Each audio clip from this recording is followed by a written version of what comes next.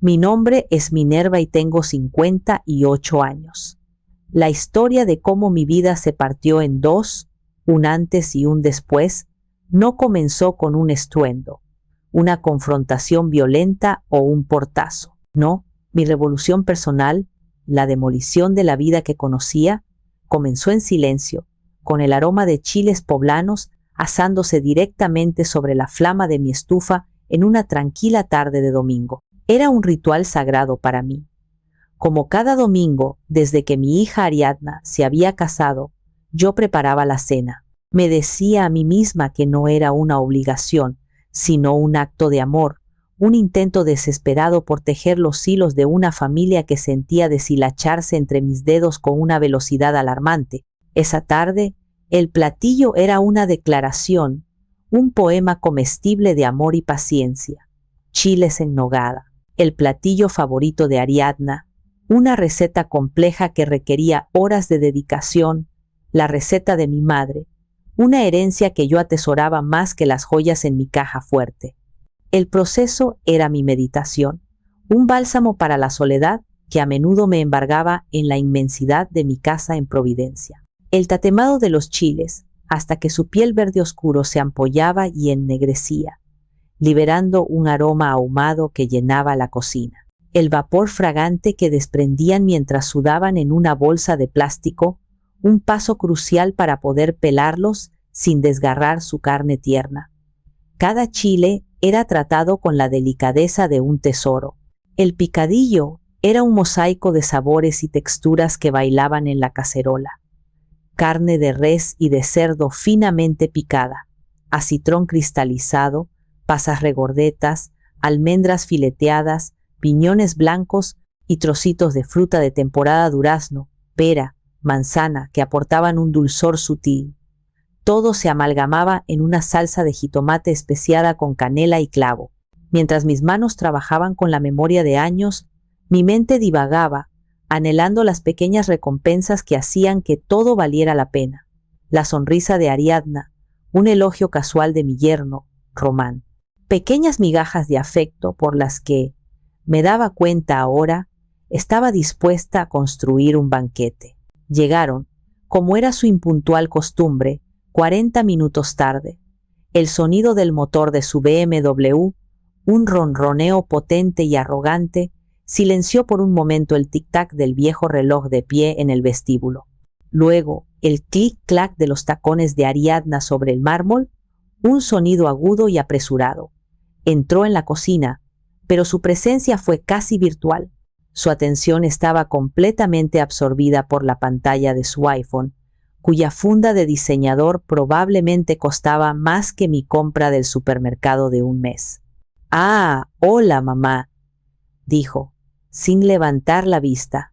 Sus pulgares se movían con una velocidad vertiginosa sobre el teclado de cristal, una sonrisa fugaz y privada iluminando su rostro, una sonrisa que no era para mí. Román, siempre el maestro de las apariencias, fue más efusivo.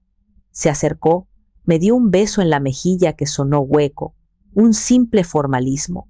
Su costosa colonia invadió mi cocina, un aroma sintético y abrumador que chocaba violentamente con las especias cálidas de mi picadillo.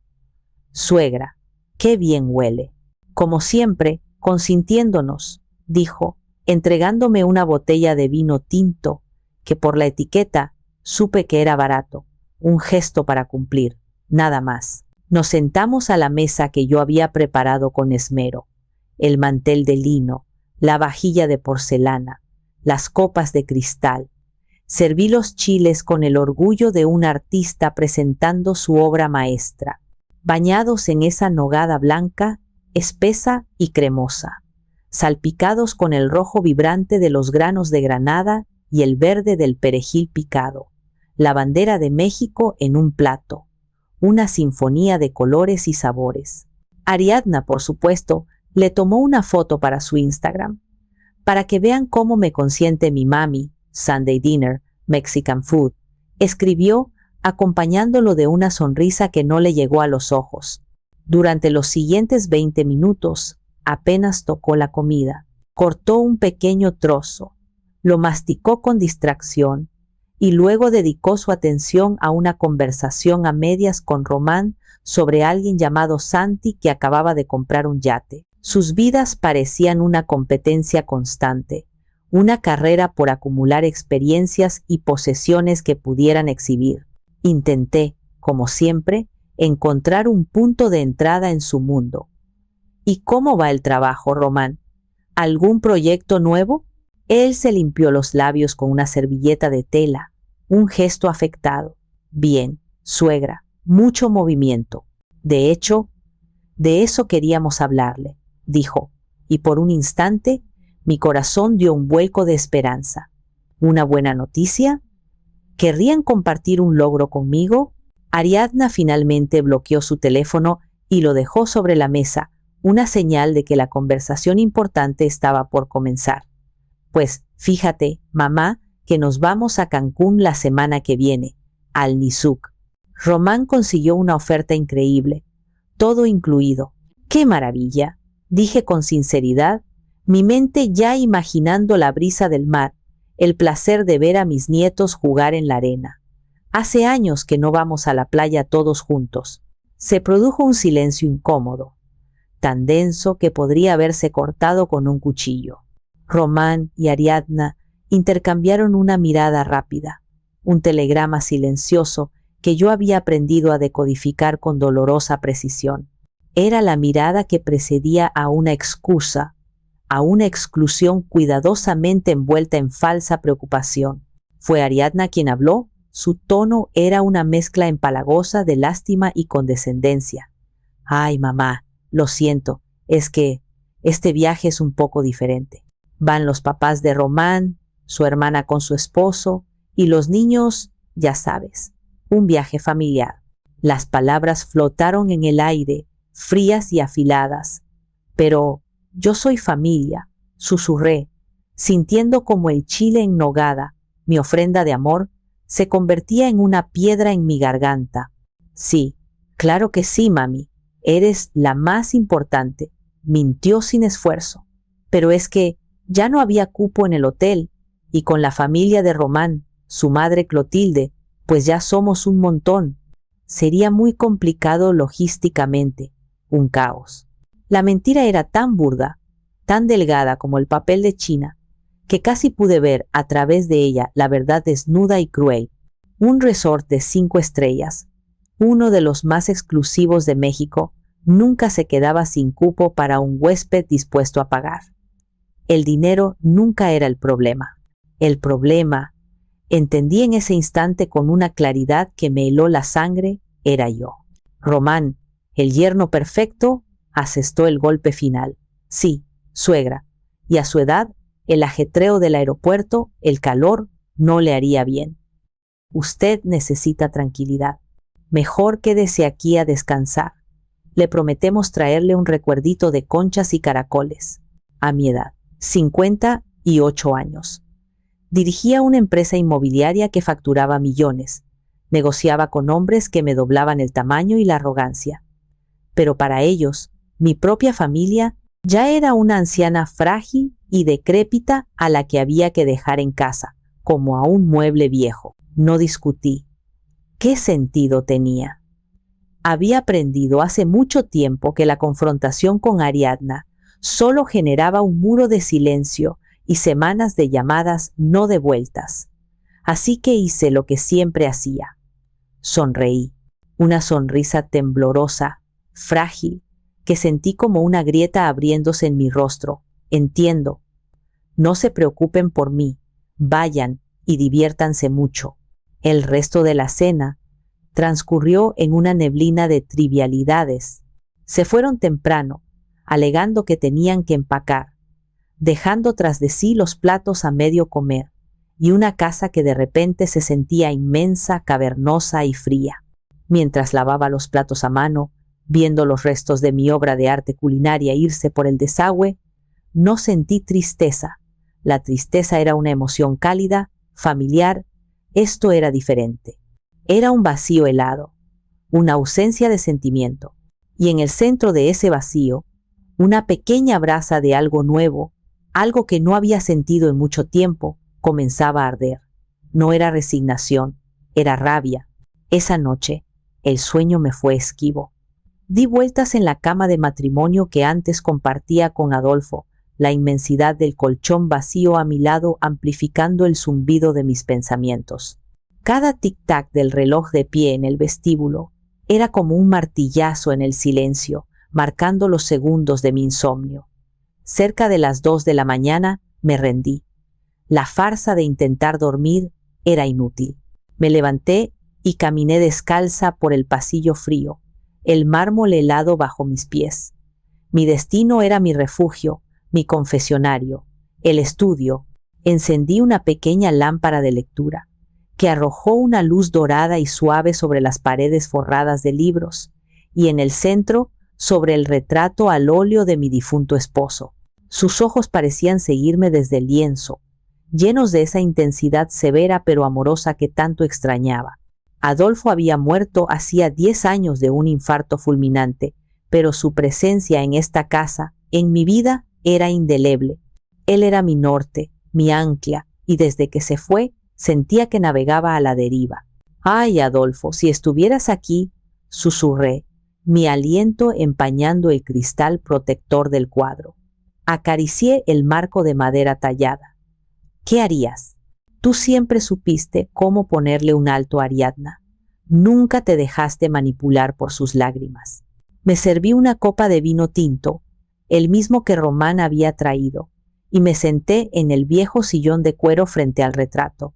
Y como tantas otras noches de soledad, comencé a desfilar por el museo de mis agravios. Era una galería privada y dolorosa, una colección de heridas curadas en falso, cuyas exhibiciones solo yo conocía. La primera pieza de la colección, la más ostentosa, la titulé «El cumpleaños olvidado», mi cumpleaños número 55. Un hito. Ariadna había insistido en organizar una gran fiesta. «Te lo mereces todo, mami. Eres la mejor», me había dicho con un entusiasmo que, tonta de mí, creí sincero. Pasé semanas imaginándolo, el jardín trasero lleno de luces, un cuarteto de cuerdas tocando suavemente, mis amigos, mi familia, todos celebrando. Incluso compré un vestido de seda color esmeralda para la ocasión. 2 días antes del evento, cuando los proveedores ya estaban confirmados y los depósitos pagados, Ariadna me llamó, su voz un susurro de pánico. «Mami, lo siento tanto, pero surgió un viaje de trabajo urgentísimo para Román a San Miguel de Allende, y pues lo tengo que acompañar. Es una oportunidad de oro, no podemos cancelar. ¿Lo dejamos para el próximo fin de semana? Te lo juro que te lo compenso». Acepté, por supuesto. ¿Qué más podía hacer? Pasé mi cumpleaños sola, comiendo pastel directamente del cartón. El fin de semana siguiente, su teléfono estuvo apagado. Cuando finalmente logré contactarla el lunes, su voz sonaba adormilada.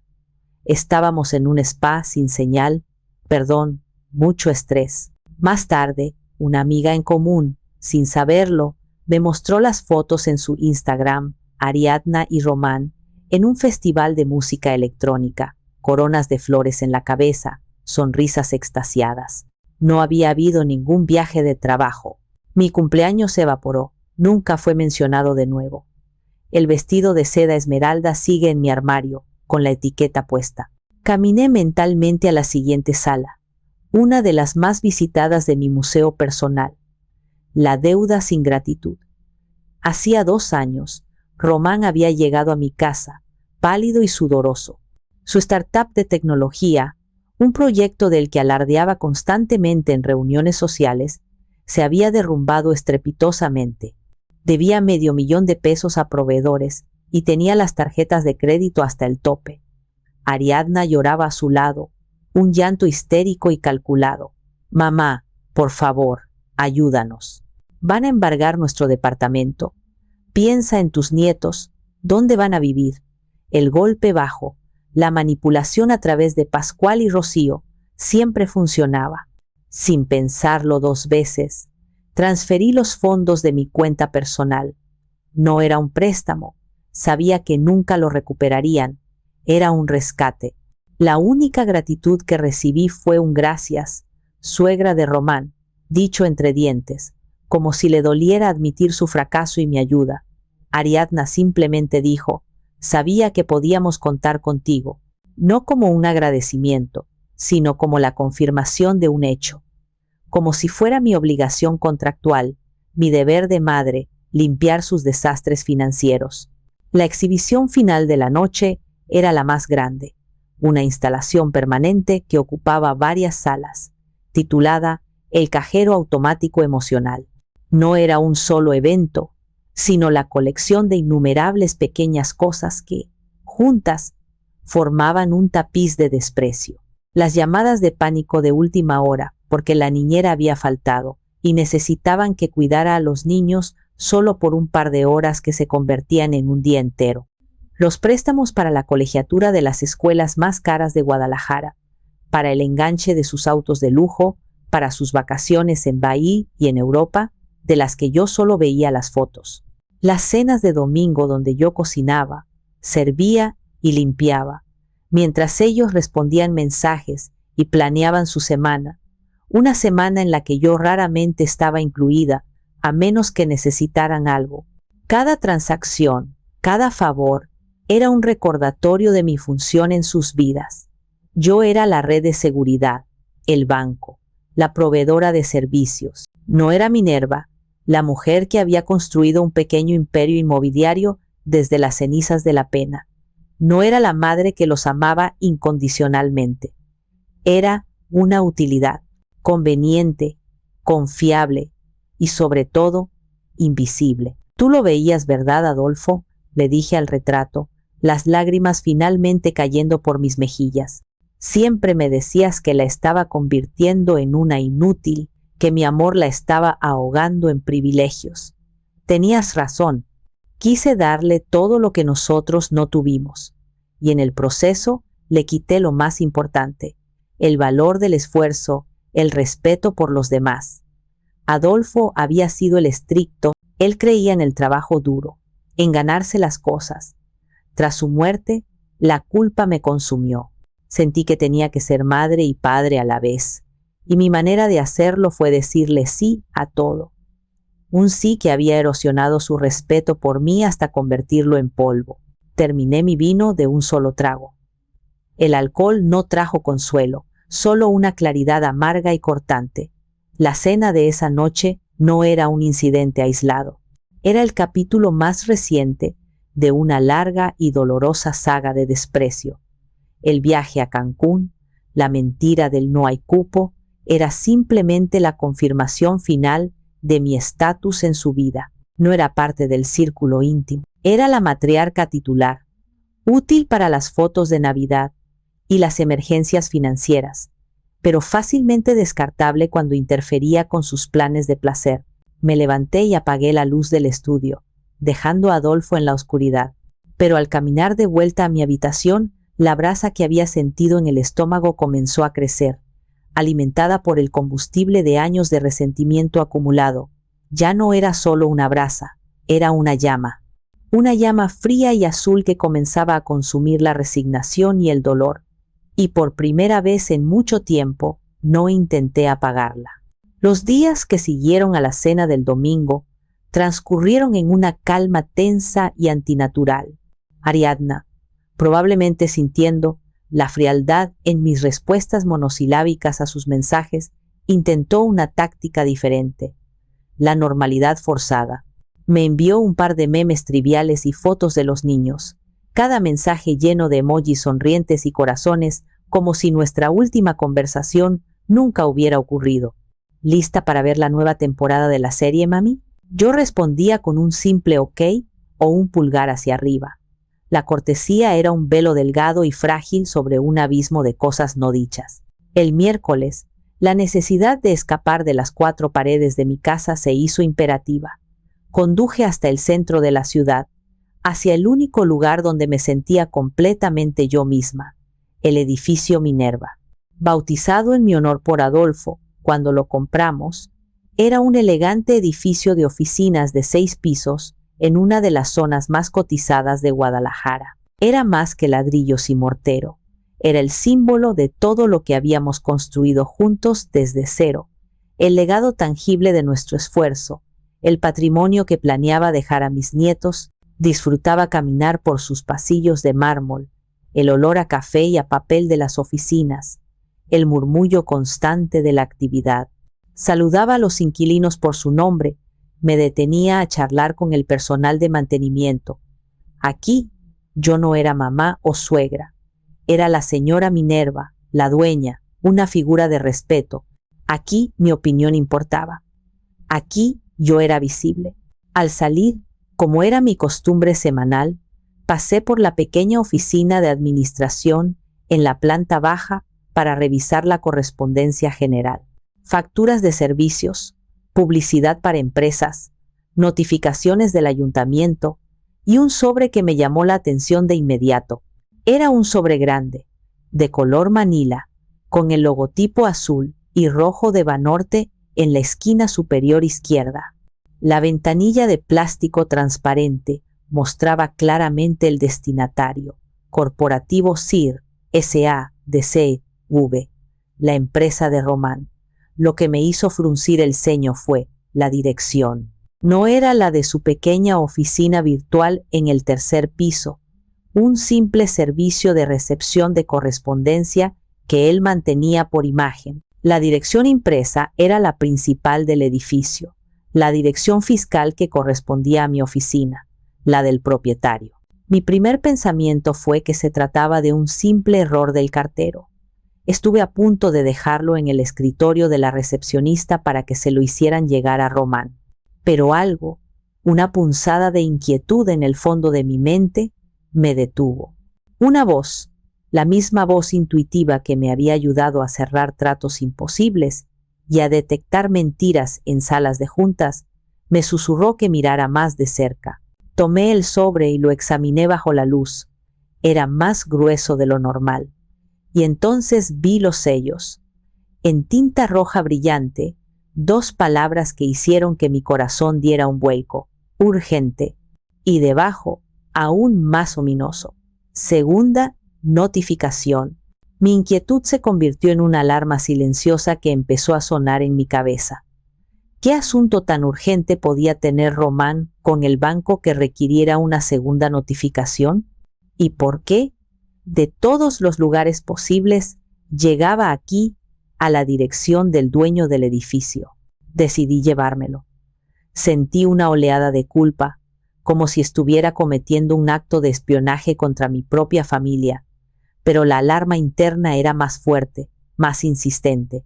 En el coche, de camino a casa, el sobre parecía tener vida propia en el asiento del copiloto. Parecía pesar 1 tonelada. Mi mente corría a toda velocidad, tratando de construir una explicación lógica y tranquilizadora. Quizás estaba solicitando un crédito mayor y usaba la dirección del edificio para dar una impresión de mayor solidez. Sí, eso debía ser. Román siempre había sido un hombre de apariencias, obsesionado con proyectar una imagen de éxito que a menudo superaba la realidad. Pero la explicación no me tranquilizaba, no encajaba. Había algo en la formalidad del sobre, en la severidad de esos sellos rojos, que no cuadraba con un simple trámite de solicitud de crédito. Al llegar a casa, dejé el sobre en la mesa de la entrada. Se quedó allí como una bomba sin explotar. Lo miré fijamente durante varios minutos. Abrirlo sería cruzar una línea irreversible, admitir en voz alta la desconfianza que había estado creciendo en mi interior como una mala hierba. No abrirlo se sentía como una cobardía, como cerrar los ojos deliberadamente ante una bandera roja que ondeaba justo frente a mi cara. Esa noche, el sobre seguía allí, un centinela silencioso de un secreto que no sabía si estaba preparada, o si quería descubrir. La tentación de abrir el sobre era una comezón persistente bajo mi piel, una pregunta sin respuesta que me atormentaba. Luché contra ella durante todo el jueves, sumergiéndome en el trabajo con una ferocidad que sorprendió a mi asistente. Hice llamadas, revisé contratos, negocié renovaciones de alquiler, Incluso me puse a podar las bugambillas del jardín con una furia contenida, cortando las ramas secas como si estuviera purgando mis propios pensamientos oscuros. Pero mis ojos volvían una y otra vez, como atraídos por un imán, a la mancha color manila que reposaba sobre la mesa de la entrada. A las 11 de la noche, exhausta física y mentalmente, con los nervios de punta, supe que no podía seguir en esa tortura de incertidumbre, pero tampoco podía abrirlo yo misma. El acto se sentía demasiado sórdido, demasiado desleal, a pesar de todo. Necesitaba un ancla, una voz de la razón que me guiara a través de la niebla de mis emociones. Solo había una persona en el mundo en quien confiaba para eso. Marqué el número de mi cuñado, Jerónimo.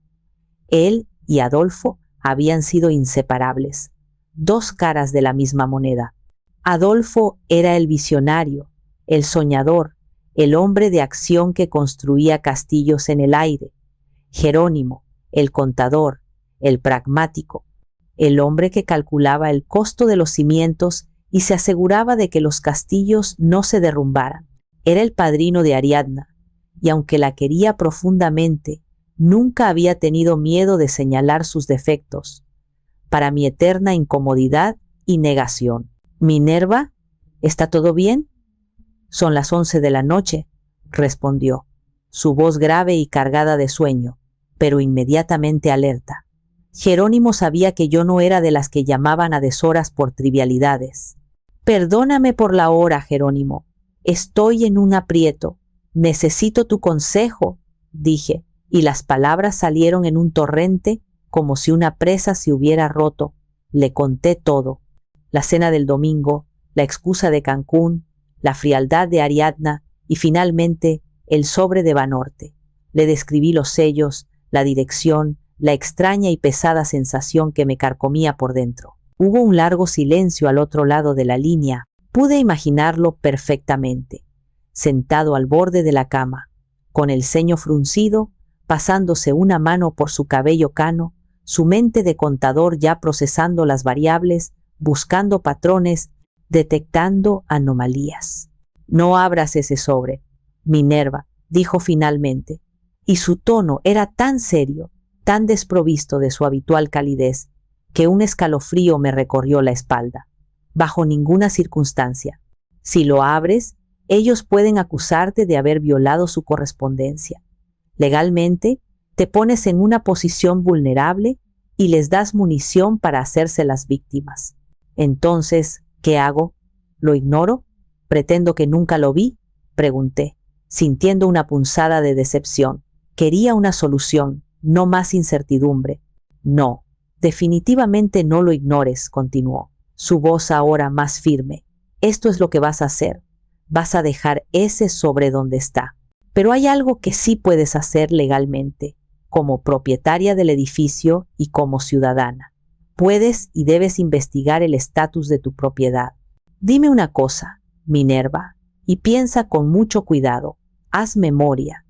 ¿Alguna vez le firmaste a Román un poder notarial para cualquier cosa, por pequeña o insignificante que te pareciera en su momento?» Mi sangre se convirtió en hielo. La pregunta me golpeó con la fuerza de un puñetazo. La memoria, sepultada bajo capas de confianza y negación, vino a mí, clara y nítida como un día de invierno. Hacía unos 3 años.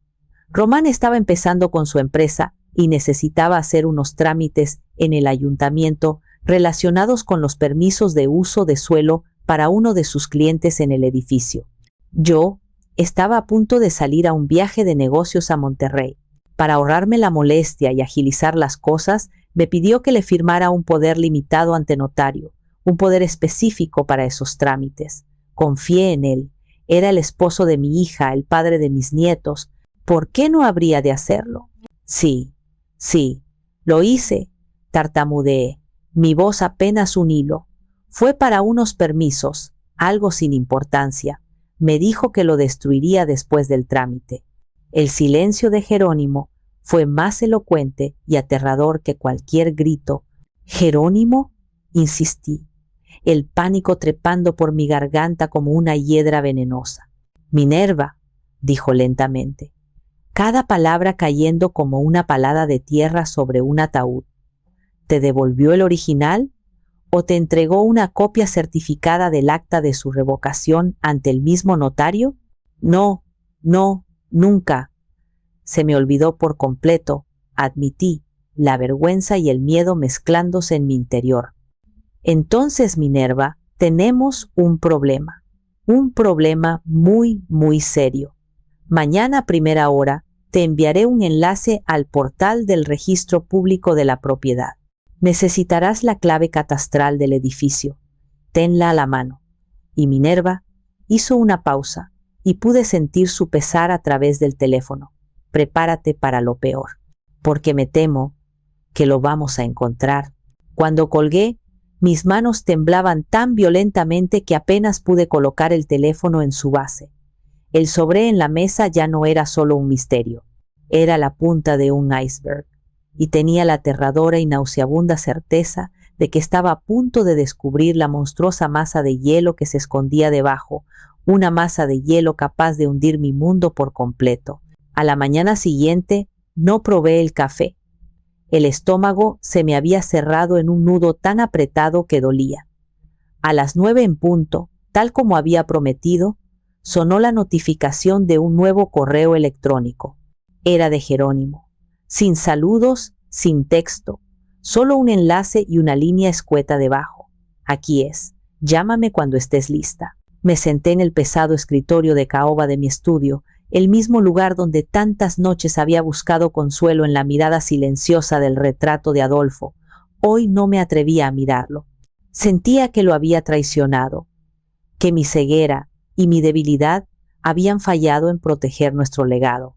Con manos que se sentían ajenas, torpes y temblorosas, busqué en mis archivos la escritura original del edificio Minerva.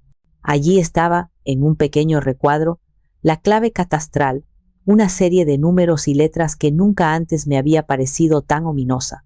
Respiré hondo, tratando de calmar el martilleo en mi pecho, y llamé a Jerónimo, poniendo el teléfono en altavoz para tener las manos libres. «Estoy lista», dije, mi voz apenas un susurro que se quebró al final. «Bien», respondió. Su tono era el de un médico a punto de dar un diagnóstico grave, profesional, calmado, pero con un trasfondo de empatía. Haz clic en el enlace. Yo te guiaré. No estás sola en esto. La página del registro público de la propiedad de Jalisco era austera, un portal del gobierno sin adornos, impersonal. Seguí las instrucciones de Jerónimo, mi corazón latiendo en mis oídos. Ahora, en la casilla que dice búsqueda por datos registrales, introduce la clave catastral. Con cuidado, que no te falte ningún número. Mis dedos se movían con lentitud, tecleando la secuencia como si estuviera desactivando una bomba. Verifiqué 2 veces. Hice clic en buscar. Por un momento, la página se quedó cargando. Un pequeño círculo giraba y giraba en el centro de la pantalla. Fueron quizás 5 segundos, pero se sintieron como una eternidad, como si el universo estuviera conteniendo la respiración, decidiendo si debía o no revelarme la devastadora verdad. Y entonces la información apareció, llenando la pantalla con letras negras sobre un fondo blanco. La página mostraba los datos básicos del inmueble, la superficie, los linderos, el historial de propietarios, que terminaba conmigo. Y luego, al final de la página, había una sección, un apartado que nunca antes había necesitado consultar, titulado Gravámenes y anotaciones marginales. Solo había una entrada, pero esa entrada fue suficiente para detener mi mundo. Mi cerebro leyó las palabras, pero se negó a procesar su significado. Era como leer un idioma extranjero que de repente entendía a la perfección. Anotación 34/2024. Hipoteca voluntaria. Acreedor. Banorte S.A.D.C. V. Institución de banca múltiple. Deudor. Corporativo SIR. S.A.D.C. V. Garante hipotecario y propietario. Minerva. Mi nombre completo. sin lugar a dudas. ¿Qué significa garante hipotecario? Pregunté con un hilo de voz, aunque la respuesta ya estaba explotando en mi mente como una granada. Significa que tú pusiste el edificio como garantía para la deuda de la empresa de Román, dijo Jerónimo, su voz ahora cargada de una furia contenida. Sigue leyendo, Minerva. ¿Cuál es el monto del crédito? Mis ojos buscaron la cifra, temiendo lo que iban a encontrar. Cuando la vi, un jadeo seco y doloroso escapó de mis labios. 15 millones de pesos. La cantidad era tan obscena, tan monumental, que parecía irreal. Era casi la mitad del valor tasado del edificio. Hay un icono de un documento a la derecha, Minerva. Parece un clip. Haz clic en él, ordenó Jerónimo, su voz guiándome a través de la oscuridad. Lo hice. Un archivo PDF se abrió lentamente, una copia escaneada del contrato de crédito. Pasé las páginas virtualmente, mis ojos desenfocados, buscando una sola cosa.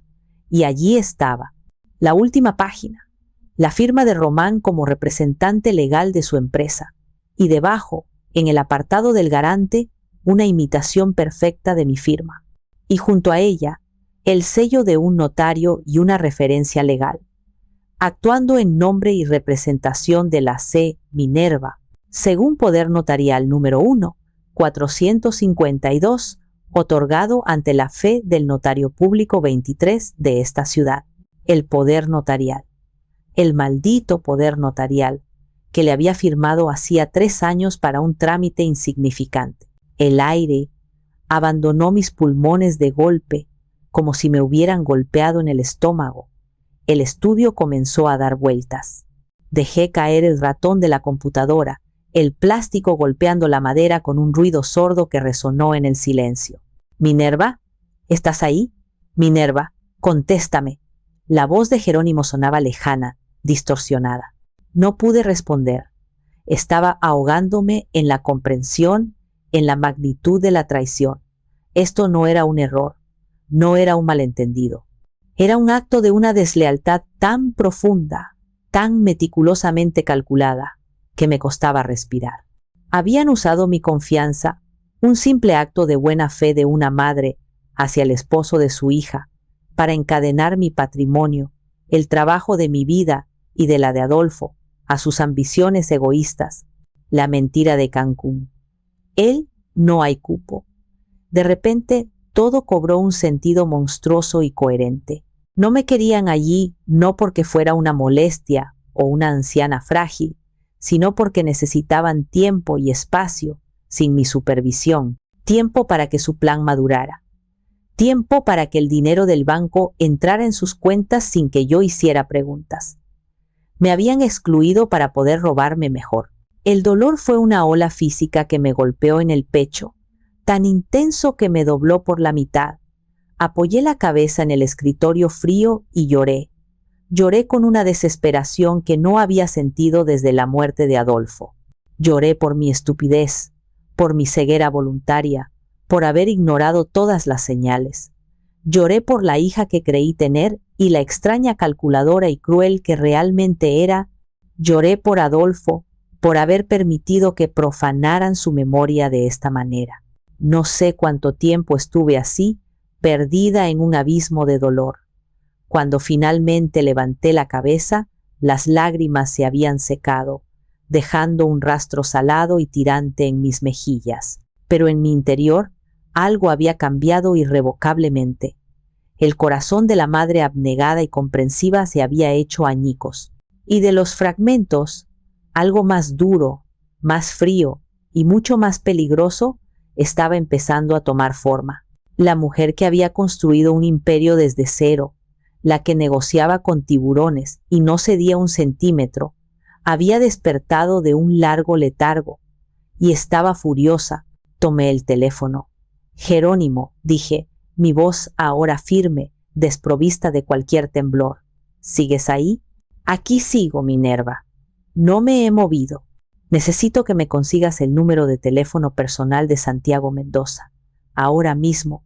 Santiago Mendoza y yo llevábamos más de 20 años moviéndonos en los mismos círculos del sector inmobiliario de Guadalajara.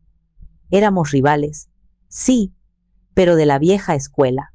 Una rivalidad basada en una mezcla de competencia feroz y un profundo respeto mutuo. Santiago era un tiburón, un negociador implacable y astuto, pero era sobre todo un hombre de palabra. En nuestro mundo de contratos, cláusulas y apretones de manos, esa cualidad valía más que el oro. Y había algo que yo sabía que Santiago deseaba con un fervor casi obsesivo: el edificio Minerva, su propia sede corporativa, un moderno rascacielos de cristal y acero, estaba justo enfrente del mío. Mi edificio, más clásico, más señorial, ocupaba la esquina privilegiada. Durante una década, Santiago había intentado comprarlo para expandir su imperio y consolidar su dominio en la avenida más importante de la ciudad. Cada 2 o 3 años recibía una oferta suya, cada vez más generosa que la anterior, y siempre, con una cortesía inquebrantable, me había negado. El edificio no era solo una inversión, era mi ancla, el testamento de piedra y cemento de mi vida con Adolfo. Venderlo se sentía como vender mi propia historia, pero las circunstancias habían cambiado de forma dramática. El legado ya no era mío para protegerlo en un futuro lejano. Tenía que usarlo como un arma para salvarme en el presente. Jerónimo, con su red de contactos, me consiguió el número personal de Santiago en menos de 5 minutos. No dudé. Marqué, mi pulso firme y regular. La mujer que había llorado sobre su escritorio había desaparecido. Ahora era la ejecutiva, la estratega, la que tomaba el control. Mendoza, respondió, su voz de barítono, profunda e inconfundible, al segundo timbrazo. Santiago, habla Minerva, dije, mi tono tan tranquilo y profesional como si estuviera llamando para discutir el clima o el último partido de las Chivas. Hubo una pausa al otro lado de la línea, lo suficientemente larga como para saber que lo había sorprendido. Minerva, vaya sorpresa, qué gusto escucharte. ¿A qué debo el honor? No me digas que finalmente te aburriste de ganarme clientes y quieres unirte a mi equipo. Una sonrisa fugaz, sin humor, cruzó mis labios. Algo así, Santiago. Voy a ser directa, como siempre. El edificio Minerva está en venta. El silencio que siguió fue tan profundo que pude oír el zumbido casi imperceptible de la línea telefónica. Sabía que lo había dejado sin palabras, una hazaña que muy pocos en esta ciudad podían reclamar. ¿Hablas en serio?, preguntó finalmente, un atisbo de incredulidad genuina en su voz. Completamente en serio. Pero hay condiciones, y no son negociables, continué, tomando la ofensiva. Lo quiero hecho rápido, y sobre todo, con la máxima discreción. Quiero un 10% por encima de tu última oferta formal, y la transacción debe completarse en 45 días, sin renegociaciones, sin contingencias de financiamiento, sin auditorías prolongadas. ¿Sabes lo que vale? ¿Lo tomas o lo dejas? Escuché el sonido de papeles revolviéndose al otro lado. Lo imaginé en su opulenta oficina, girando en su silla de cuero, su mente ya calculando cifras y estrategias. Mi última oferta fue hace 18 meses, Minerva. El mercado ha cambiado. Las tasas de interés y mi edificio sigue siendo la mejor esquina de la ciudad. Lo interrumpí, mi confianza regresando como una vieja amiga. Sabes tan bien como yo que vale cada centavo de lo que pido y probablemente más. El valor de esa ubicación no ha hecho más que aumentar. ¿Te interesa o llamo a los de la constructora de Monterrey que me han estado buscando? Era un farol, por supuesto, pero uno muy bueno y perfectamente creíble. Santiago se rió, una risa grave y apreciativa que denotaba respeto por el juego. Sigue siendo la negociadora más dura que conozco, Minerva. Es un placer verte en acción. Está bien, acepto tus términos. Mi abogado se pondrá en contacto con el tuyo hoy mismo para empezar con el papeleo. Pero tienes que darme algo a cambio. ¿Qué quieres, Santiago? Quiero la verdad, o al menos una parte de ella. ¿Por qué? ¿Por qué ahora? Después de tantos años de negativas, dudé por un instante. Podría haberle dado una excusa fácil, hablar de jubilación, de buscar una vida más tranquila, de nuevos horizontes, pero algo en la franqueza de su pregunta merecía una respuesta honesta, aunque fuera una versión editada de la verdad. Digamos que estoy reestructurando mis activos, dije, eligiendo mis palabras con el cuidado de un cirujano y liquidando las inversiones que inesperadamente se han vuelto tóxicas. Santiago, siendo el hombre astuto que era, guardó silencio por un momento, procesando el subtexto. Entiendo, dijo finalmente, y por su tono supe que, aunque no conocía los detalles, comprendía la situación. Bueno, Minerva, lamento tu pérdida, sea cual sea, pero celebro mi ganancia. Será un placer, como siempre, hacer negocios contigo. Cuando colgué el teléfono, sentí una extraña mezcla de euforia y una profunda tristeza. Había puesto en marcha una maquinaria imparable, una avalancha que arrasaría con todo a su paso. Estaba a punto de vender el corazón de mi vida profesional, el santuario de mis recuerdos con Adolfo. Pero también había dado el primer paso, el más decisivo, para extirpar el cáncer que me consumía por dentro. La decisión estaba tomada. El ave fénix estaba recogiendo sus plumas, preparándose no solo para renacer de las cenizas, sino para incendiar el mundo de aquellos que la habían quemado. Los siguientes días se convirtieron en un torbellino de actividad febril y clandestina. Mi casa, normalmente un remanso de paz, se transformó en un centro de comando de guerra. Mi abogado, un hombre astuto y discreto llamado licenciado Valdivia, y mi cuñado Jerónimo, se convirtieron en mis generales, y mi estudio, en nuestro cuartel general. La estrategia que trazamos era clara, metódica y despiadada. El primer paso, y el más crucial, explicó Valdivia en una de nuestras reuniones nocturnas, con una pila de documentos esparcidos sobre la mesa de caoba, es usar el dinero del anticipo de Santiago para liquidar la hipoteca con Banorte. Esto es fundamental por dos razones. Primero, al pagar la deuda, eliminamos el gravamen sobre la propiedad, lo que nos permite venderla libremente, sin cargas. Y segundo, y esto es lo más importante estratégicamente, cerramos cualquier posible investigación del banco sobre Román por fraude. Le quitamos el poder al banco. Jerónimo asintió, sus dedos tamborileando sobre una calculadora. Es irónico. Para destruirlo, primero tienes que salvarlo de la cárcel. No lo estoy salvando, repliqué, mi voz sonando más fría de lo que pretendía, sorprendiéndome incluso a mí misma. Estoy limpiando mi casa. No quiero que la suciedad de sus acciones manche la venta del edificio. Quiero que esta transacción sea impecable, transparente. Les quitaré el arma de las manos antes de que puedan usarla contra mí. El plan tenía una belleza cruel en su lógica. Ellos habían usado mi confianza para endeudarme.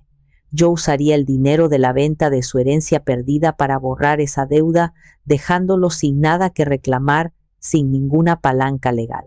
Era como quitarle la soga del cuello a un condenado, no por piedad, sino para poder empujarlo yo misma al precipicio. Mientras los abogados y contadores se movían en el mundo abstracto de los números y los contratos, yo comencé mi propia operación logística, una mucho más personal y dolorosa. En secreto, contacté a una agencia de mudanzas de alta gama, una que se especializaba en traslados discretos para clientes adinerados que valoraban su privacidad. Programé la recogida para el martes siguiente, justo en medio de la semana que Ariadna y Román pasarían de vacaciones, un detalle que me produjo un placer sombrío. Luego empecé a empacar. No era una mudanza, era un exorcismo, un despojo deliberado. Decidí que no me llevaría los grandes muebles de caoba ni las pesadas cortinas de seda que habíamos elegido con Adolfo. Esos objetos pertenecían a otra vida, a otra Minerva. Me llevaría solo lo que era verdaderamente mío, lo que definía mi esencia, no mi estatus. Llené cajas con los álbumes de fotos, las imágenes de Adolfo sonriendo, de Ariadna cuando era una niña de coletas y rodillas raspadas. Empaqué los libros de mi esposo, sus ediciones favoritas de los clásicos, con sus anotaciones en los márgenes. Con un cuidado infinito, envolví mi colección de arte popular mexicano, figuras de barro y árboles de la vida que había comprado en mis viajes por el país. En una caja de cedro, guardé las pocas pero valiosas joyas que mi madre me había heredado. Y en otra, con el corazón encogido, coloqué los dibujos que mis nietos, Pascual y Rocío, habían hecho para mí a lo largo de los años. Fue al empacar esa última caja que mi coraza de acero se agrietó. Sostenía en mi mano un dibujo de Pascual, hecho cuando tenía 6 años. Éramos él y yo, dos figuras de palitos, tomados de la mano bajo un sol sonriente y varios arcoíris. La mejor abuela del mundo había escrito con una caligrafía torpe y adorable. Me senté en el suelo de mi vestidor, rodeada de cajas de cartón que olían a polvo y a recuerdos, y me permití llorar. Lloré no de rabia, sino de pena. Este era el costo real de mi libertad. El precio de mi paz era la distancia. Estaba cortando lazos no solo con mi hija y mi yerno, sino también con ellos, con esas dos criaturas inocentes que amaba más que a mi propia vida. Estaba eligiendo mi supervivencia por encima de mi papel de abuela. ¿Qué clase de mujer, qué clase de abuela hace eso? Por un momento, la duda, como una serpiente, se deslizó en mi corazón. Podría detenerlo todo. Podría llamar a Santiago, cancelar el trato, podría confrontar a Ariadna y Román, humillarlos, obligarlos a pagar la deuda de alguna manera. Podría mantener el edificio y mi familia rota, unida a la fuerza por el resentimiento y la obligación. Fue entonces cuando mi mirada se posó en el retrato de Adolfo, visible desde la puerta del estudio. Casi pude oír su voz, pragmática, firme, sin sentimentalismos. Minerva, una extremidad con gangrena no se puede salvar con curitas y palabras bonitas. Se tiene que amputar para salvar el resto del cuerpo. Tenía razón. Esto era una amputación, dolorosa, brutal, pero necesaria para sobrevivir. Por el bien de mi propia salud mental y financiera, que eran lo único que me quedaba, sequé mis lágrimas con el dorso de la mano y guardé el dibujo en la caja con un cuidado reverencial. La decisión ahora era irrevocable, no solo por mí, por Adolfo, por el respeto a todo lo que habíamos construido juntos. Cuando firmé el acuerdo de compraventa inicial con Santiago Mendoza unos días después, mi mano no tembló. Sentí el peso de la pluma en mis dedos, el final de una era y el comienzo de una guerra silenciosa que planeaba ganar. El anticipo, una suma considerable, se depositó en una cuenta de depósito en garantía. El primer cheque de esa cuenta se emitió a nombre de Banorte. La trampa estaba puesta. El cebo estaba en su lugar. Solo faltaba que las presas, felices e ignorantes, se adentraran un poco más en el paraíso antes de que la jaula se cerrara de golpe. El día que Ariadna y su familia partían hacia Cancún, el aire en mi casa estaba cargado de una quietud extraña, una calma antinatural, como el silencio que precede a un terremoto. Yo había pasado la mañana hablando por teléfono con la compañía de mudanzas, confirmando por tercera vez los últimos detalles. Todo estaba perfectamente sincronizado, coreografiado con la precisión de un relojero. A mediodía, tal como habían dicho, pasaron a despedirse.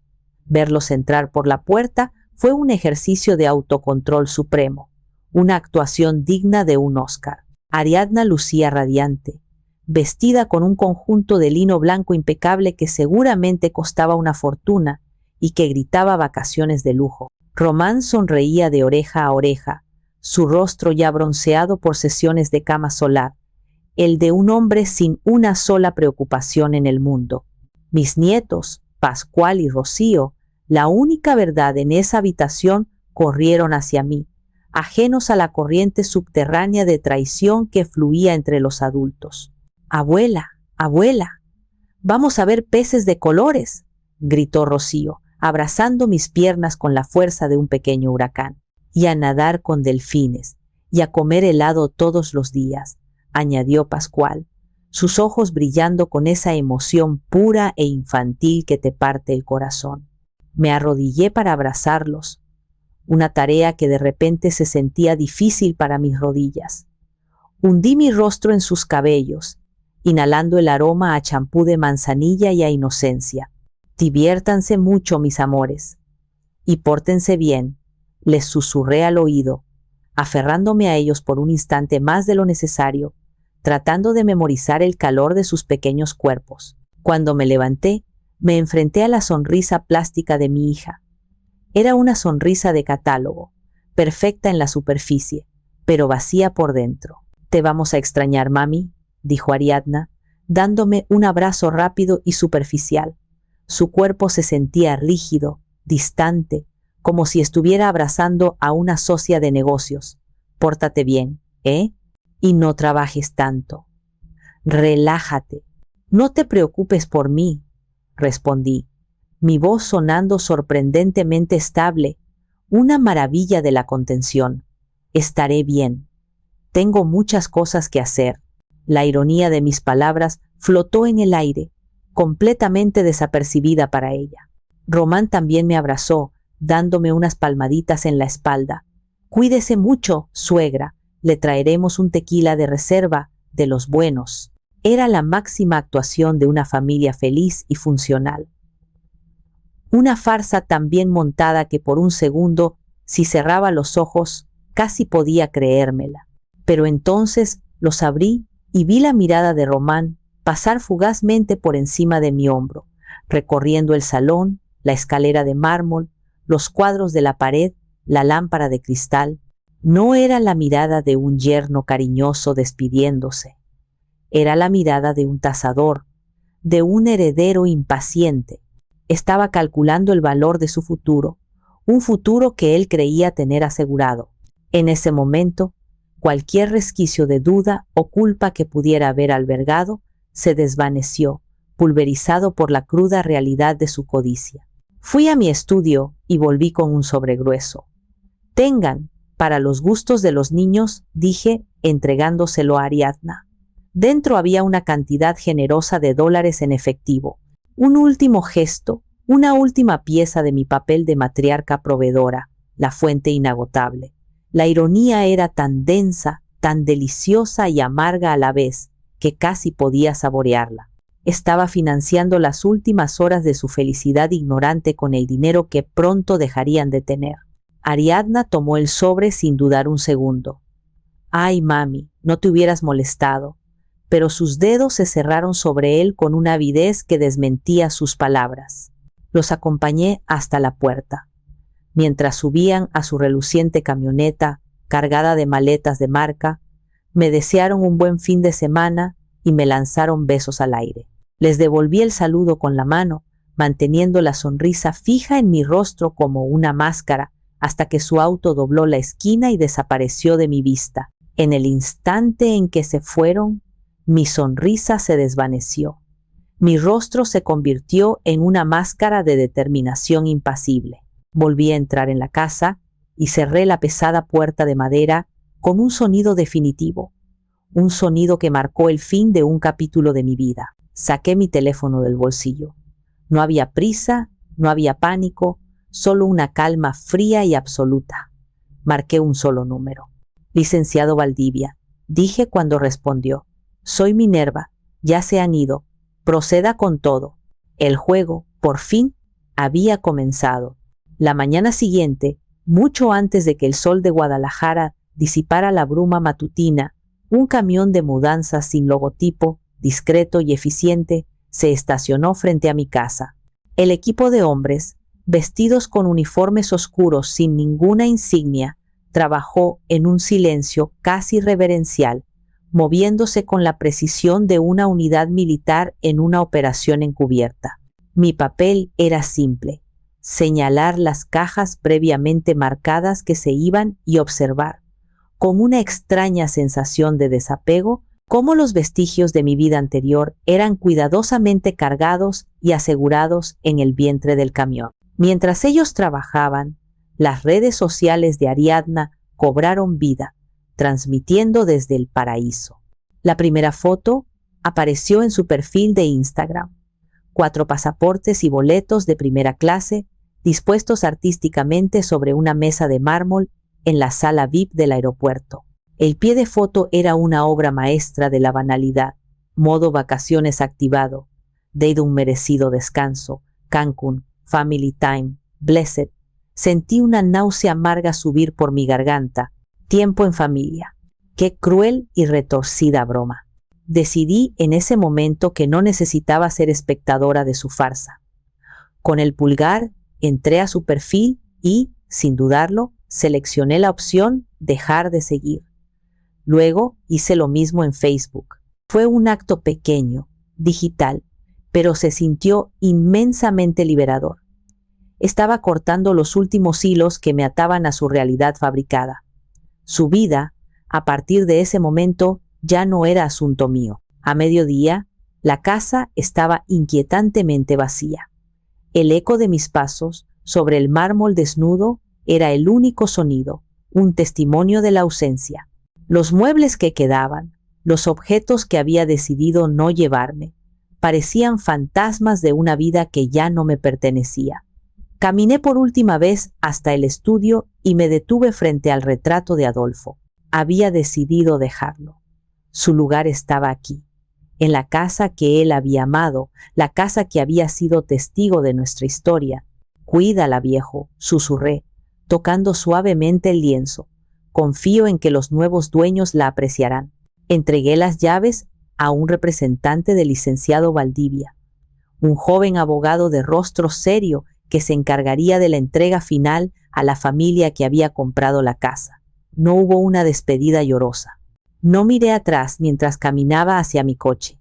Conduje mi propio auto, un Mercedes discreto pero potente, hacia el horizonte, no hacia el aeropuerto, sino hacia la carretera. Había decidido hacer el viaje por tierra, un peregrinaje personal y simbólico hacia mi nueva vida. El destino. Sayulita, un pueblo mágico en la costa de Nayarit que siempre había amado por su espíritu bohemio, su belleza agreste y su promesa de un ritmo de vida más lento y auténtico. Mientras los últimos suburbios de Guadalajara se encogían en el espejo retrovisor, puse música, no las baladas nostálgicas y melancólicas que solía escuchar. Busqué en mi teléfono y seleccioné una lista de reproducción que había creado la noche anterior. Jazz vibrante, rock clásico, música que me hacía sentir poderosa, viva. Subí el volumen de una canción de Queen, bajé las ventanillas y dejé que el viento me revolviera el cabello. Esa tarde, mientras Ariadna publicaba una foto de sus pies perfectamente pedicurados junto a una piscina infinita con el pie de foto paraíso encontrado, no filter, luxury life, yo estaba registrándome en un hotel boutique en el pueblo de Tequila, a medio camino de mi destino. La habitación tenía un pequeño balcón con vistas a los campos de agaves azules que se extendían hasta donde alcanzaba la vista. Pedí una degustación del mejor tequila de la casa y brindé sola, levantando mi caballito hacia el sol poniente. No brindaba por el pasado ni por la venganza, brindaba por el futuro, por la aterradora, emocionante y absolutamente desconocida libertad que me esperaba. Los siguientes días fueron un montaje de autodescubrimiento. Conduje sin prisa, deteniéndome en pequeños pueblos coloniales, comiendo en mercados locales, hablando con extraños. Me sentí como una exploradora en mi propio país, redescubriendo paisajes y sabores que la vida ocupada me había hecho olvidar. Mientras mi hija vivía una fantasía de lujo prefabricada y estéril, yo estaba reconectando con una realidad auténtica y vibrante. El viernes, mi abogado me llamó mientras desayunaba en un pequeño café en la plaza de un pueblo. Minerva, buenos días.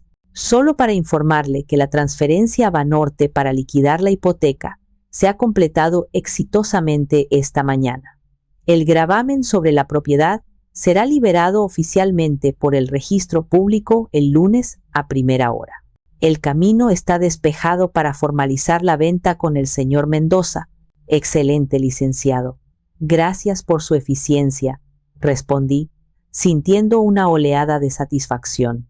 Colgué y le di un sorbo a mi café de olla. La primera y más crítica fase del plan estaba completa. La bomba estaba armada, el mecanismo activado y el temporizador corriendo. Solo era cuestión de tiempo antes de que la onda expansiva, silenciosa pero devastadora, cruzara el país y llegara a las playas de arena blanca de Cancún. Habían pasado 3 semanas desde el inicio de su viaje, 3 semanas en las que yo había comenzado a echar raíces en la tierra salada de Sayulita. Mi nueva casa, una villa de estilo mexicano contemporáneo con paredes blancas, techos de palapa y una terraza que parecía derramarse sobre el océano Pacífico, se convirtió rápidamente en mi santuario. Había pasado los días desempacando mis pocas pertenencias, comprando muebles de artesanos locales y llenando los espacios vacíos no con objetos, sino con luz y aire. Había descubierto una pequeña galería de arte donde me inscribí en clases de pintura, una clase de yoga, al amanecer en la playa que me devolvía la flexibilidad al cuerpo y al alma, y un café orgánico donde servían el mejor café de la región y donde los dueños ya me saludaban por mi nombre. Estaba empezando a construir una nueva rutina, una vida que giraba por primera vez en torno a mis propios deseos y placeres. Mientras tanto, a miles de kilómetros de distancia, en Cancún, la vida de Román y Ariadna era una sucesión de días idílicos y noches de fiesta. Su cuenta de Instagram era un bombardeo constante de imágenes de felicidad fabricada, cenas en restaurantes con estrellas Michelin, paseos en yates privados, compras compulsivas en boutiques de lujo. Román se sentía el rey del mundo. El dinero del préstamo, ese capital inicial para su gran proyecto de importación, le quemaba en el bolsillo, y lo gastaba con un abandono imprudente, convencido de que representaba el primer peldaño de su ascenso al Olimpo empresarial. El lunes de la 4ª semana, el día en que su paraíso artificial comenzaría a resquebrajarse, Román estaba exactamente donde uno esperaría encontrarlo, recostado en un camastro acolchado junto a la piscina principal del resort, sorbiendo un cóctel azul y humeante. Ariadna y su suegra, Clotilde, habían ido al spa para un tratamiento rejuvenecedor. Los niños estaban a salvo en el club infantil del hotel. Era un momento de paz perfecta, de autocomplacencia absoluta. Su teléfono vibró sobre la mesita de teca. Con pereza, lo tomó, esperando un mensaje de algún socio comercial al que quería impresionar. Era un correo electrónico. La línea de asunto era anodina, burocrática, notificación de procedimiento notarial. El remitente era la Notaría Pública 15 de Guadalajara. Con un bostezo, lo abrió, su mente todavía flotando en una nube de alcohol y sol. Lo que leyó a continuación hizo que el cóctel se le congelara en la garganta. El lenguaje era denso, legalista, un muro de jerga que al principio le costó penetrar, pero la esencia, una vez descifrada, era tan clara y afilada como un trozo de hielo. Estimado señor Román, por medio de la presente se le notifica, en su calidad de arrendatario del espacio de oficina 304 del inmueble conocido como Edificio Minerva, que el proceso de compraventa del mencionado inmueble ha entrado en la fase de fideicomiso irrevocable, según consta en el instrumento número 45-782 de nuestro protocolo. La propiedad será transferida en su totalidad al Grupo Mendoza, en un plazo no mayor a 15 días hábiles a partir de la fecha de esta notificación. Se le solicita ponerse en contacto con la nueva administración, cuyos datos se adjuntan para discutir los términos de la terminación de su contrato de arrendamiento. Leyó el correo una vez, luego otra, y una tercera vez, sus ojos moviéndose frenéticamente sobre las palabras. Compraventa, fideicomiso irrevocable, Grupo Mendoza, no tenían sentido. Eran como piezas de un rompecabezas de otro universo. El primer pensamiento de Román fue que era un error, un fraude. Quizás un correo de phishing muy elaborado, diseñado para robarle información. ¿Vender el edificio? Imposible. Minerva nunca vendería el edificio. Era su vida, su orgullo, era su herencia, la herencia que él ya consideraba suya. Con manos que de repente le temblaban, intentó llamar a su abogado en Guadalajara. La llamada se fue directamente a buzón. Intentó llamar a mi antiguo número de teléfono. El mensaje de la operadora fue cortante y definitivo. El número que usted marcó no existe. El pánico, una serpiente fría y venenosa, comenzó a deslizarse por su espina dorsal, enrollándose en su estómago. Releyó la notificación. Notaría Pública 15. Era una de las más prestigiosas y antiguas de la ciudad. Esto no era una broma. Se levantó de un salto, derramando el resto de su bebida azul sobre las baldosas blancas. Corrió hacia el spa, sin importarle las miradas curiosas de los otros huéspedes. Su mente era una tormenta eléctrica, tratando de procesar las implicaciones catastróficas. Si el edificio se había vendido, la garantía de su préstamo de 15 millones de pesos se había evaporado. El dinero que estaba gastando a manos llenas, el dinero del yate que planeaba alquilar esa tarde, el reloj que le había comprado a Ariadna, todo ese dinero ya no tenía respaldo. Peor aún, si Minerva había vendido el edificio, ignorando sus planes, sus expectativas, sus derechos no escritos, significaba una sola cosa. Ella lo sabía todo. La calma del paraíso caribeño se había hecho añicos, reemplazada por la cruda y aterradora certeza de que el juego había terminado, y ellos habían perdido de una manera que ni en sus peores pesadillas habían podido imaginar. Román irrumpió en la serena y perfumada atmósfera del spa como un huracán de pánico. Los empleados intentaron detenerlo con susurros de señor. Por favor, esta es un área de relajación, pero él los ignoró. Su rostro era una máscara de terror. Encontró a Ariadna y a su madre, Clotilde, en el área de hidroterapia, envueltas en batas blancas y con rodajas de pepino en los ojos, sumergidas en un estado de felicidad artificial. Tenemos que hablar. Ahora, espetó, su voz un graznido que hizo eco en las paredes de azulejo. Ariadna se quitó los pepinos de los ojos, genuinamente molesta por la interrupción de su paz. ¿Qué diablos te pasa, Román? Estás haciendo una escena. Nos estás avergonzando. Lee esto, dijo él, sin aliento, empujándole el teléfono a la cara con tanta fuerza que casi la golpea. Ariadna tomó el teléfono con fastidio, pero su expresión cambió a medida que sus ojos recorrían el texto del correo electrónico. Su rostro pasó de la irritación a la confusión, luego a la incredulidad y finalmente al horror puro.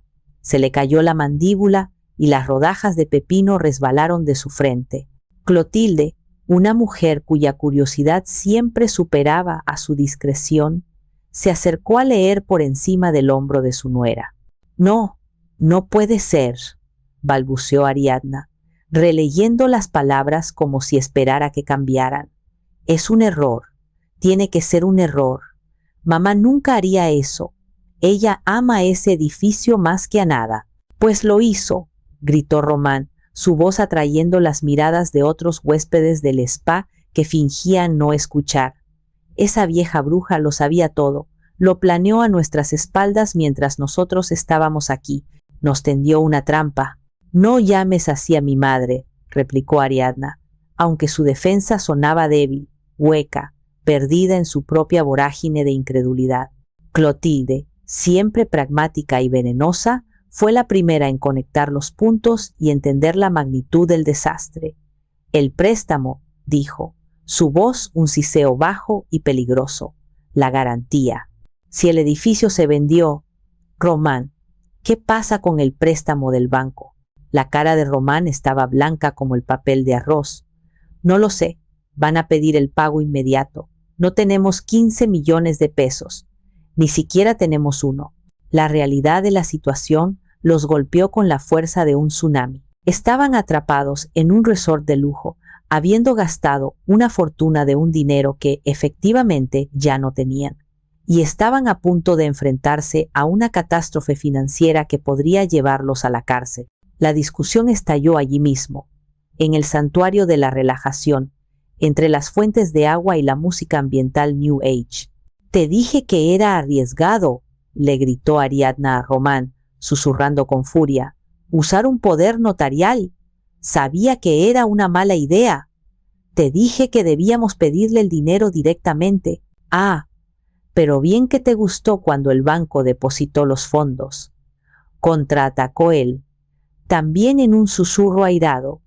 «Tú fuiste la que me presionó para conseguir el capital. Mi madre nunca nos va a dar lo que merecemos. Román, tenemos que tomarlo nosotros mismos.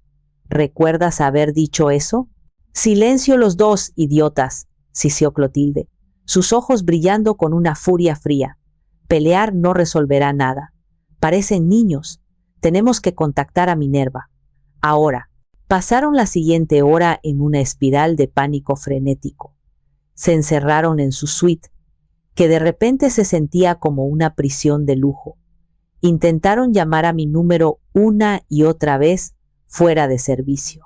Intentaron llamar a Jerónimo, la única otra conexión que tenían conmigo. No contestó. Enviaron correos electrónicos suplicantes y amenazantes a mi antigua dirección. No hubo respuesta. Estaban completamente aislados, encerrados en una jaula dorada, mientras su mundo se incendiaba a miles de kilómetros de distancia. La ironía era brutal y absoluta. Se habían deshecho de mí para disfrutar de su viaje familiar sin estorbos, sin mi presencia juzgadora, sin mis suspiros de desaprobación, y ahora mi ausencia era un agujero negro, un vacío absoluto que amenazaba con tragárselos por completo. Tomaron la única decisión posible. Decidieron cortar las vacaciones, cancelaron las cenas en restaurantes de lujo, las excursiones a las ruinas mayas, todo. La atmósfera en su suite de lujo pasó de la celebración a la recriminación amarga. Los padres de Román, al enterarse de la situación, se distanciaron con una frialdad calculada, no queriendo verse salpicados por el escándalo inminente. El vuelo de regreso a Guadalajara fue el más largo y silencioso de sus vidas. Ya no había risas ni planes para el futuro, solo el peso aplastante de la incertidumbre y la ominosa sensación de que estaban volando directamente hacia las ruinas de la vida que habían dado por sentada. El paraíso se había transformado en un purgatorio, y el infierno apenas estaba comenzando a calentar sus calderas. Aterrizaron en Guadalajara en una tarde gris y lluviosa, un reflejo perfecto y deprimente de su estado de ánimo. El aire húmedo y contaminado de la ciudad se sentía pesado en sus pulmones después del aire limpio del Caribe. No fueron a su propio departamento. No había tiempo para eso. Con una urgencia desesperada, una última y patética pizca de esperanza de que todo fuera un malentendido monumental, condujeron directamente a mi casa en la colonia Providencia. A medida que se acercaban, un mal presentimiento se apoderó de Ariadna. La calle, su calle de la infancia, parecía diferente, más silenciosa, menos familiar. Cuando el coche dobló la esquina, lo vio, y su corazón se detuvo. En el césped perfectamente cuidado frente a mi casa, donde antes había un macizo de rosales que yo cuidaba con devoción, ahora había un letrero elegante de una conocida firma de bienes raíces de lujo. En letras grandes y rojas, una sola palabra, brutal y definitiva: vendido. Ariadna soltó un grito ahogado, un sonido de pura angustia. Román detuvo el coche bruscamente en medio de la calle, sin importarle el claxon furioso de un coche detrás de ellos. Se quedaron mirando, paralizados, como si vieran la escena de un crimen, su crimen. Salieron del coche y corrieron hacia la puerta principal bajo la llovizna. Estaba cerrada con llave. Tocaron el timbre una y otra vez, el sonido estridente rompiendo la paz del vecindario. Golpearon la puerta con los puños, Primero Román, luego Ariadna, sus golpes volviéndose más frenéticos, más desesperados. Pero la única respuesta fue el eco de sus propios nudillos contra la madera maciza de una casa que se sentía hueca, sin vida. En un último intento, Román recordó la llave de repuesto que yo solía esconder debajo de una maceta con un helecho, un secreto familiar que ahora se sentía como una reliquia de un pasado lejano. Corrió hacia ella, metió la mano en la tierra húmeda y sus dedos encontraron el metal frío. Con la llave en la mano, corrió de vuelta a la puerta y la metió en la cerradura. La puerta se abrió con un suave clic. El interior los recibió con un silencio sepulcral y el olor a productos de limpieza. La casa estaba completamente, absolutamente vacía. No quedaba ni un solo mueble, ni una alfombra, ni un cuadro en la pared. El sol de la tarde se filtraba por las ventanas desnudas, dibujando rectángulos de luz pálida sobre el suelo de mármol, revelando las marcas donde antes habían estado el sofá, la mesa del comedor, el piano. El eco de sus pasos resonaba en el vacío, un sonido triste y desolador. Caminaron como fantasmas por las habitaciones despojadas, sus mentes incapaces de procesar la escala del abandono. Era como si yo nunca hubiera existido, como si mi vida entera, 40 años en esa casa, hubiera sido borrada con un solo gesto. Finalmente llegaron a la cocina. Y allí, sobre la inmensa isla de granito pulido, encontraron el único objeto que quedaba en toda la casa. Un solo sobre blanco, inmaculado, con el nombre de Ariadna escrito con mi caligrafía elegante y firme. Con dedos temblorosos, Ariadna lo tomó. Sus manos apenas podían sostenerlo. Lo abrió con dificultad. Dentro había 2 hojas. La primera era una copia a color de alta calidad del poder notarial que Román había usado, con la sección relevante y la imitación de mi firma resaltadas con un marcador amarillo fluorescente. La segunda era una nota, escrita a mano en un papel fino y costoso. Querida hija, querían tanto mi herencia que no pudieron esperar a que muriera, así que decidí dárselas por adelantado. Ya se la gastaron en su préstamo. Espero que la hayan disfrutado. Con todo el amor que me quedaba, mamá. La nota se deslizó de los dedos flácidos de Ariadna y flotó suavemente hasta el suelo de mármol. Ella se derrumbó, cayendo de rodillas, sus sollozos finalmente rompiendo el silencio. Unos sollozos secos, desgarradores, que resonaban en la casa vacía. Román se quedó de pie, inmóvil, mirando el espacio vacío, comprendiendo por fin que no solo habían perdido un edificio, una casa o una herencia, lo habían perdido todo. El regreso a la realidad fue brutal, un aterrizaje forzoso sin paracaídas. La casa vacía y la nota helada fueron solo el primer golpe de una tormenta perfecta que estaba a punto de desatarse sobre ellos. La verdadera pesadilla, la de las consecuencias tangibles, apenas comenzaba. El primero en llamar, al día siguiente, fue el banco. No era un ejecutivo de cuenta amable. Era un gerente de alto nivel del departamento de riesgos.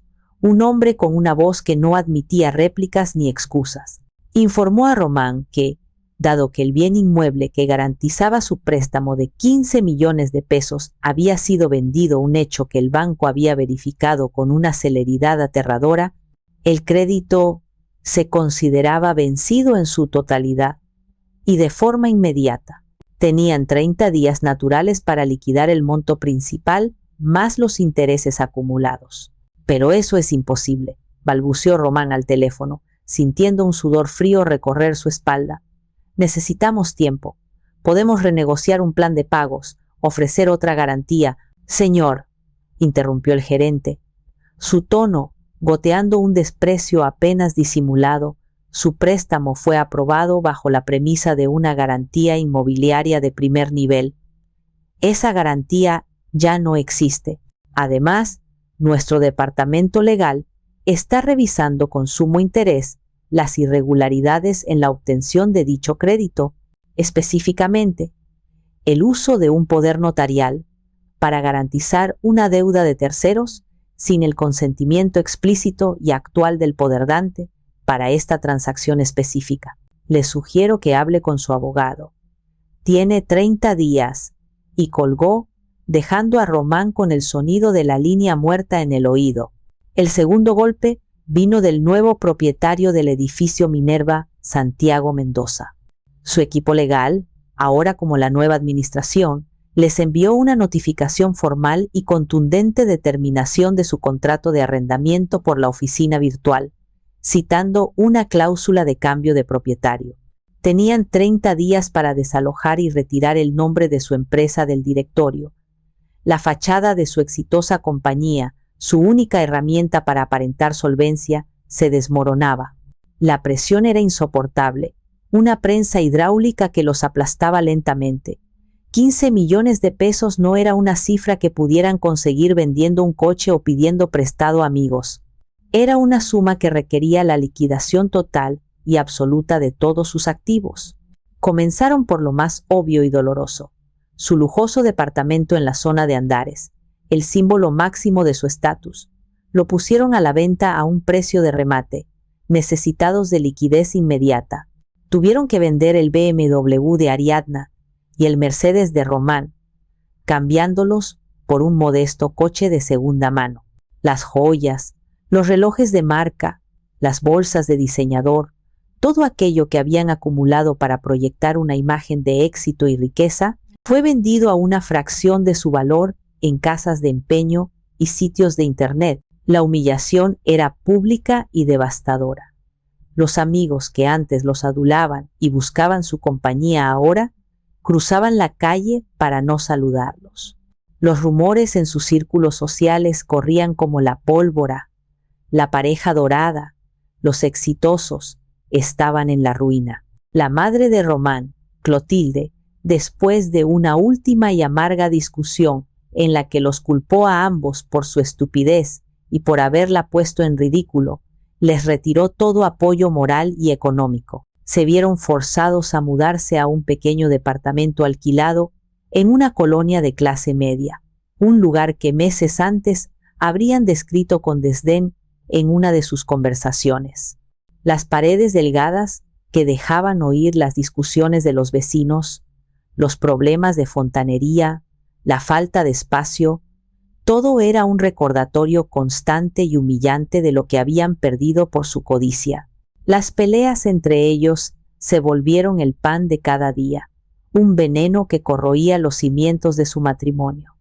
Se culpaban mutuamente, sus palabras cargadas del rencor, del miedo y el resentimiento. Todo esto es tu culpa, tu ambición desmedida y tus planes estúpidos, le gritaba Ariadna, su rostro descompuesto por la ansiedad. Y tu codicia, la tuya, respondía Román, nunca estaba satisfecha. Siempre querías más, más, más. La bolsa nueva, el viaje más caro, tú me empujaste a esto. En medio de este campo de batalla doméstico estaban Pascual y Rocío, mis nietos, las verdaderas víctimas, confundidos, asustados y tristes. No entendían por qué tenían que dejar su casa, sus amigos, su escuela. No entendían por qué sus padres siempre estaban gritando. Y sobre todo, no entendían por qué la abuela Minerva, la figura constante, amorosa y predecible de sus vidas, había desaparecido sin dejar rastro, como un fantasma. Ariadna intentó explicarles que yo estaba de viaje muy largo, pero los niños son intuitivos. Sabían que algo estaba profundamente roto. Una noche, mientras Ariadna lo arropaba, Pascual le preguntó, con los ojos llenos de lágrimas y una voz temblorosa, ¿abuela se murió como el abuelo Adolfo? Esa pregunta, me contaría Jerónimo mucho tiempo después, fue lo que finalmente rompió a Ariadna por dentro. Se dio cuenta, con una claridad brutal, de que el precio de su traición no se medía solo en pesos y propiedades perdidas, sino en la tristeza y la confusión de sus propios hijos. Habían querido asegurar su futuro financiero y en el proceso habían destruido su presente emocional. La herencia que tanto anhelaban se había convertido en cenizas, y esas cenizas ahora los ahogaban a todos. Pasaron 3 meses, 90 días en los que Ariadna y Román tocaron fondo y comenzaron a cavar. Habiendo vendido casi todo lo de valor, lograron reunir una parte sustancial del dinero para negociar un humillante plan de pagos con el banco, un plan que los dejaría endeudados y financieramente lisiados por la próxima década. La investigación por fraude fue suspendida por el banco, pero no cerrada, una espada de Damocles que la institución mantenía sobre la cabeza de Román como garantía de su cooperación y puntualidad en los pagos. Una tarde, en un acto de pura y absoluta desesperación, Ariadna, después de semanas de intentos fallidos, logró conseguir el nuevo número de teléfono de Jerónimo a través de un primo lejano. Él contestó al tercer timbrazo, su voz tan seca y carente de emoción como el desierto de Sonora. Diga, tío Jerónimo, soy yo, Ariadna, dijo, su voz quebrada por los sollozos que llevaba semanas conteniendo. Hubo un silencio al otro lado, un silencio pesado, cargado de juicio. No tengo nada que hablar contigo, Ariadna. Por favor, tío, no me cuelgues, suplicó, las palabras atropellándose en su boca. Te lo ruego, solo quiero saber de mi mamá. ¿Está bien? ¿Dónde está? Necesito hablar con ella. Necesito pedirle perdón. Necesito que sepa cuánto lo siento. Jerónimo suspiró, un sonido largo y cansado, el sonido de un hombre cuya paciencia y afecto habían llegado a su límite. Tu madre está perfectamente bien. De hecho, está mejor de lo que ha estado en los últimos 10 años. Está viviendo su vida, una vida que tú y tu esposo intentaron robarle y pisotear. Fue un error, tío, un terrible error. Estábamos desesperados. La presión, Román, él me convenció de que era la única manera. No te atrevas a culparlo solo a él, Ariadna, la interrumpió Jerónimo, su voz ahora cortante como el acero. No soy tonto.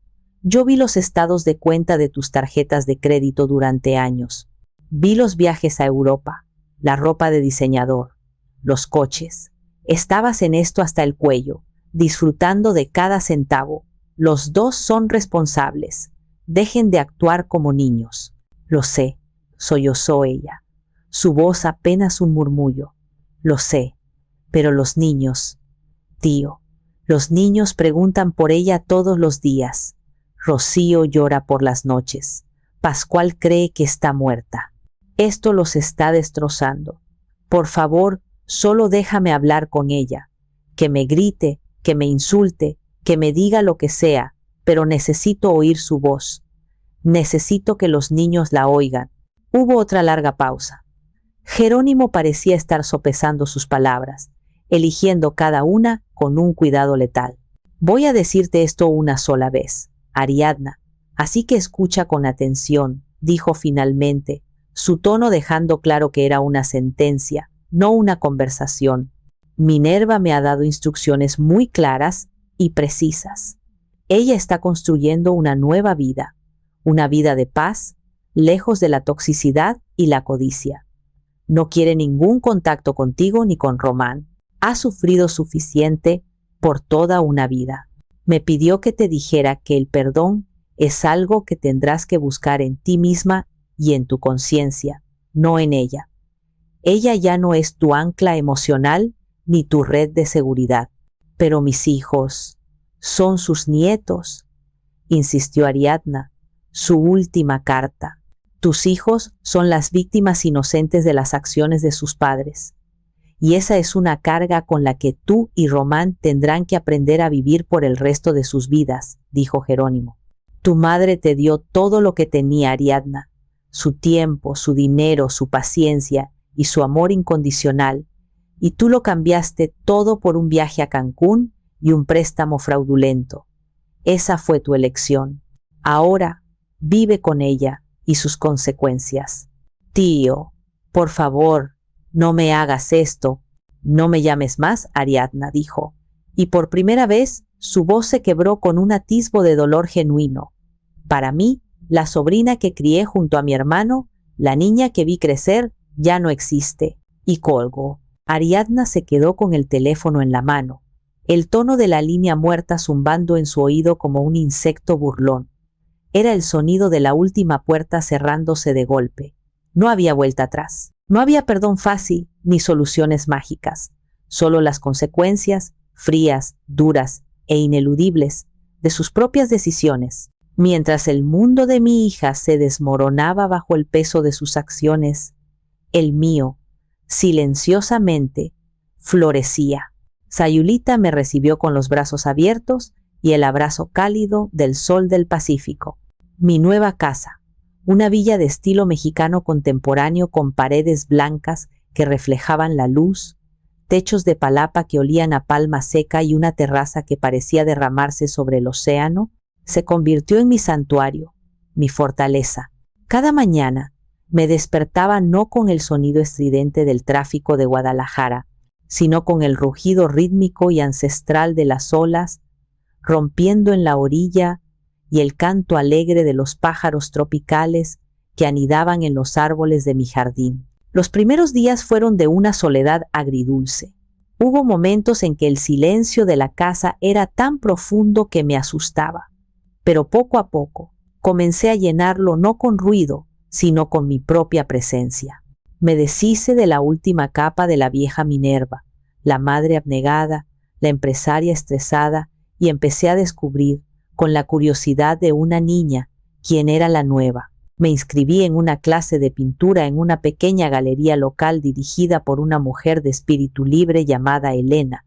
Mis primeros intentos de capturar los atardeceres de Sayulita en un lienzo fueron torpes, infantiles, pero Elena me enseñó a no tener miedo de manchar el lienzo, a jugar con los colores, a pintar no lo que veía, sino lo que sentía. El proceso de mezclar óleos, el olor a trementina, la sensación del pincel sobre la tela, se convirtió en una forma de meditación, una manera de traducir mis emociones en algo tangible y a veces hermoso. Descubrí placeres simples que la vida ocupada me había robado.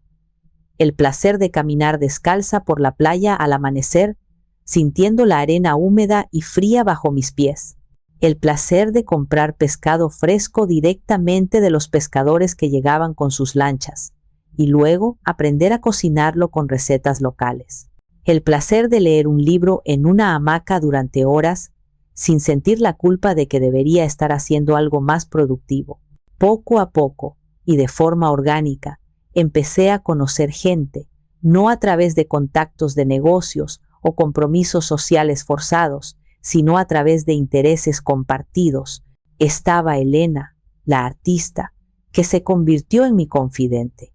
Estaba Carlos, un chef jubilado de la Ciudad de México, que me dio los mejores consejos para cocinar con los ingredientes locales y con quien compartía largas sobremesas. Y estaba un grupo de mujeres, una mezcla de expatriadas y locales, con las que practicaba yoga en una plataforma de madera frente al mar, nuestras risas y respiraciones mezclándose con el sonido de las olas. Por primera vez en décadas, mis relaciones no se basaban en una transacción, en lo que yo podía dar o lo que otros esperaban de mí. Se basaban en un genuino interés mutuo, en conversaciones reales, en compartir una taza de café o una copa de vino. Nadie en Sayulita sabía de mi pasado como una empresaria adinerada de Guadalajara, y a nadie le importaba. Para ellos, yo era simplemente Minerva, la señora amable de la casa con la vista bonita, la que estaba aprendiendo a pintar atardeceres y que siempre llevaba un libro consigo. Una tarde, sentada en mi terraza, con un lienzo a medio terminar frente a mí y una copa de vino blanco a mi lado, me di cuenta de un hecho asombroso. No había pensado en Ariadna o en Román en todo el día.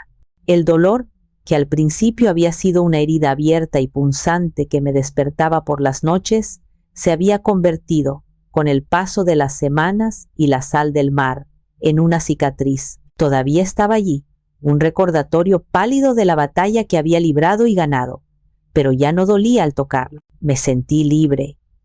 Una libertad tan vasta y profunda como el océano que se extendía ante mí. Libre de la carga de la culpa, de la obligación, de la decepción constante, libre para ser simplemente yo. Miré mi reflejo en el cristal de la puerta corredera. La mujer que me devolvía la mirada parecía más joven. Las arrugas de expresión seguían ahí, el cabello plateado en mis sienes también. Pero había una luz en sus ojos, una serenidad en su sonrisa que no había visto en años, quizás nunca. Era el rostro de una mujer que había caminado por el infierno de la traición y había vuelto, no como una víctima chamuscada, sino como la dueña de su propio fuego. Lo logramos, Adolfo, le susurré al viento del océano, que me trajo el olor a sal y a flores. Finalmente, después de tanto tiempo, encontré la paz. Una tarde, mientras regaba las bugambillas de un fucsia intenso que trepaban por la pared de mi terraza, el cartero me entregó un paquete. Era de Jerónimo. Dentro, además de algunos documentos de negocios que requerían mi firma, había un sobre grande y abultado, sin remitente, solo mi nombre y mi nueva dirección escritos con la letra pulcra de mi cuñado. Lo abrí con curiosidad, esperando quizás alguna fotografía antigua que él hubiera encontrado. Pero no era eso.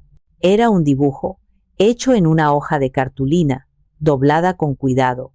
Un dibujo hecho por un niño. Los trazos eran torpes pero llenos de una intención inconfundible. Dos figuras de palitos estaban en una playa, construyendo un castillo de arena. Una figura era alta, con el pelo gris garabateado en círculos.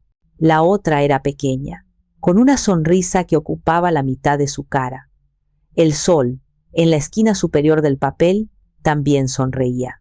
En la parte inferior, con la caligrafía grande e irregular de mi nieto Pascual, estaban escritas 3 palabras simples que contenían un universo de significado. Abuela, te extraño. Sostuve el dibujo en mis manos y sentí cómo la cicatriz en mi corazón, esa que creía ya curada y dormida, volvía a palpitar. No con el dolor agudo de la traición, sino con un tipo de dolor diferente, un anhelo profundo y melancólico. Podía casi sentir el sol de esa playa imaginaria en mi piel, oler la sal en el aire, oír la risa de mi nieto mientras la ola se llevaba a su castillo. Esa noche no pude pintar. Los colores en mi paleta parecían opacos, sin vida.